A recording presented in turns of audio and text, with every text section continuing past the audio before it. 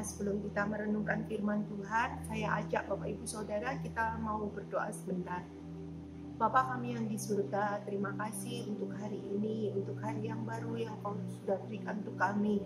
Dan hari ini Tuhan, sebelum kami menjalankan semua aktivitas kami mau datang di hadapan-Mu, biarlah Tuhan yang menuntun setiap langkah kami, mulai saat ini sampai selama-lamanya. Terpujilah nama-Mu Tuhan, dalam nama Yesus, haleluya, amin. Ya, puji nama Tuhan, Bapak Ibu Saudara. Pagi hari ini saya ingin sharing mengenai tema Injil Kasih Karunia. Nah, Injil Kasih Karunia, kita sudah sering mendengarkan itu. Tapi hari ini saya mau ajak Bapak Ibu Saudara, kita mau lihat lagi di kitab Efesus pasal yang kedua, ayat yang pertama sampai yang ke-10. Demikian firman Tuhan. Judulnya, perikopnya adalah semuanya adalah kasih karunia. Kamu dahulu sudah mati karena pelanggaran-pelanggaran dan dosa-dosamu. Kamu hidup di dalamnya karena kamu mengikuti jalan dunia ini. Karena kamu mentaati penguasa kerajaan angkasa, yaitu roh yang sekarang sedang bekerja di antara orang-orang durhaka. Sebenarnya dahulu kami semua juga terhitung di antara mereka, ketika kami hidup di dalam hawa nafsu daging dan menuruti kehendak daging dan pikiran kami yang jahat. Pada dasarnya kami adalah orang-orang yang harus dimurkai sama seperti mereka yang lain. Tetapi Allah yang kaya dengan rahmat oleh karena kasih-Nya yang besar yang dilimpahkannya kepada kita, telah menghidupkan kita bersama-sama dengan Kristus, sekalipun kita telah mati oleh kesalahan-kesalahan kita. Oleh karena kasih karunia kamu diselamatkan. Dan di dalam Kristus Yesus, Ia telah membangkitkan kita juga dan memberikan tempat bersama-sama dengan Dia di surga. Supaya pada masa yang akan datang, Ia menunjukkan kepada kita kekayaan kasih karunia-Nya yang melimpah-limpah sesuai dengan kebaikan-Nya terhadap kita dalam Kristus Yesus. Ayat 8, sebab karena kasih karunia kamu diselamatkan oleh iman. Itu bukan hasil usahamu, tetapi pemberian Allah. Itu bukan hasil pekerjaanmu. Jangan ada orang yang memegahkan diri.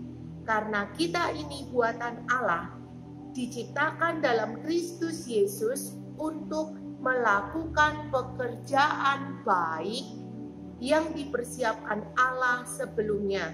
Ia mau supaya kita hidup di dalamnya. Puji nama Tuhan. Bapak Ibu Saudara, ayat yang ke-10 dikatakan, karena kita ini buatan Allah, diciptakan dalam Kristus Yesus untuk melakukan pekerjaan baik yang dipersiapkan Allah sebelumnya. Nah, Bapak Ibu Saudara, kalau kita mengingat di kitab Kejadian ketika Allah kita menciptakan langit dan bumi, Allah menciptakan kita, Tuhan mengatakan semuanya baik.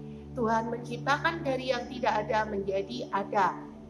Dan di sini dikatakan semua rancangan Tuhan itu baik. Firman Tuhan pun juga mengatakan rancangan Tuhan bukan rancangan kita, jalan Tuhan bukan jalan kita. Semua yang terjadi dalam hidup kita, Tuhan punya rencana dan semuanya mendatangkan kebaikan. Dan Tuhan mau kita pun hidup di dalamnya. Nah, apa hubungannya dengan Injil Kasih Karunia, Saudara? Injil Kasih Karunia. Kata Injil itu artinya kabar baik. Dan kasih karunia berarti sesuatu yang kita terima, padahal kita tidak layak menerimanya. Nah, ketika kita ayat yang kedua tadi dikatakan seperti ayat yang pertama dan kedua, kamu dahulu sudah mati karena pelanggaran-pelanggaran dan dosa-dosamu. Kamu hidup di dalamnya karena kamu mengikuti jalan dunia ini. Karena kamu mentaati penguasa kerajaan angkasa, yaitu roh yang sedang bekerja di antara orang-orang durhaka. Saudara, tidak ada satupun orang yang luput dari dosa. Semua dari kita punya dan melakukan dosa. Firman Tuhan katakan, manusia seringkali mengikuti keinginannya, bukan keinginan roh. Nah, Dan dari apa yang kita lakukan itu, saudara, Tuhan memberi yang namanya kasih karunia. Makanya ayat yang ke-8 dan 9 diingatkan, jangan sombong, semua bukan karena kita, tapi karena kasih karunia. Nah, Injil kasih karunia itu diberikan, yang saya mau sharekan pada pagi hari ini, saudara, ada dua. Di ayat yang sebentar, saudara. Ayat yang ke-8 dikatakan, sebab karena kasih karunia kamu diselamatkan oleh iman. Poin saya yang pertama, Injil kasih karunia berbicara mengenai iman, saudara. Dan firman Tuhan mengatakan iman timbul dari pendengaran akan firman Tuhan. Jangan pernah lupa, kita semua orang berdosa, nggak ada yang lepas dari dosa.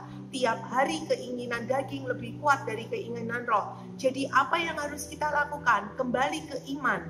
Mulai dari pendengaran akan firman. Ketika hidup kita diisi firman, kita akan menjadi kuat, kita akan mengerti, dan kita akan belajar menundukkan diri, mengalahkan daging kita, bukan karena kita, bukan karena kemauan kita, tetapi karena ada Roh Kudus dan firman di hidup kita, sehingga itu membuat kita mengerti dan membuat kita berhati-hati dalam menjalani kehidupan ini. Bukan karena yang lain, karena kita tahu kita ini mengasihi Allah dan Allah lebih dulu mengasihi kita.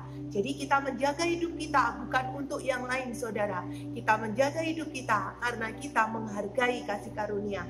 Kita menghormati pengorbanannya Tuhan Yesus. Dan yang kedua yang saya mau sharekan, Injil kasih karunia mengingatkan kita tentang iman. Dan yang kedua, Injil kasih karunia itu mengingatkan kita untuk melakukan pekerjaan baik, ayat yang ke-10 tadi. Injil kasih karunia diberikan kepada kita yang berdosa, karena Tuhan mau kita hidup di dalam ceritanya Tuhan. Tuhan ingin menyelamatkan dunia. Tuhan butuh saya, butuh Bapak Ibu, butuh saudara, kita semua menjadi mulutnya Tuhan, menjadi tangannya Tuhan, menjadi kakinya Tuhan. Kalau bukan kita yang bekerja menceritakan tentang kebaikan Tuhan, kalau bukan kita yang bercerita tentang firman Tuhan, bagaimana orang akan mengenal tentang Yesus, saudara? Kita harus bergerak karena Tuhan sudah menyelamatkan kita.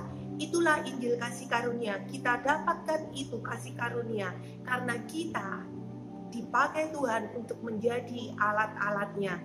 Tidak berhenti ketika Tuhan Yesus naik ke surga, tapi Tuhan mengatakan, pergi, jadikan semua bangsa muridku. Kamu gak sendiri, ada Roh Kudus menyertai. Aku tidak meninggalkanmu yatim piatu.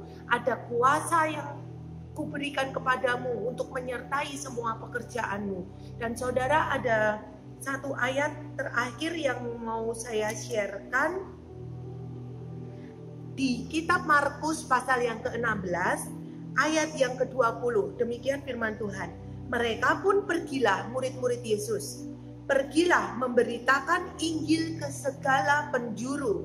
Dan ini yang menarik, Tuhan turut bekerja dan meneguhkan firman itu dengan tanda-tanda yang menyertainya. Siapa yang bekerja, saudara? Tuhan sendiri yang bekerja. Dia yang menyertai pemberitaan Injil yang kita sampaikan dengan kuasanya. Tuhan sendiri yang bekerja, tapi Tuhan butuh saya, butuh Bapak Ibu, butuh saudara.